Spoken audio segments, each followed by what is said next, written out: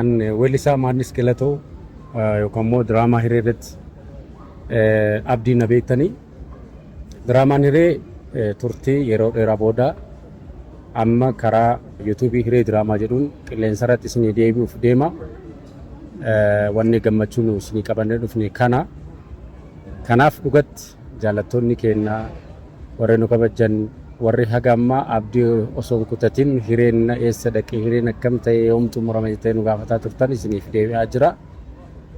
Agasiif hiree diraamaa yuutuubii isaa seenaati sabskiraayib godhaa ol kaasaati 1500 achi ol fuula gara mileenaa deemaati nu eegaa.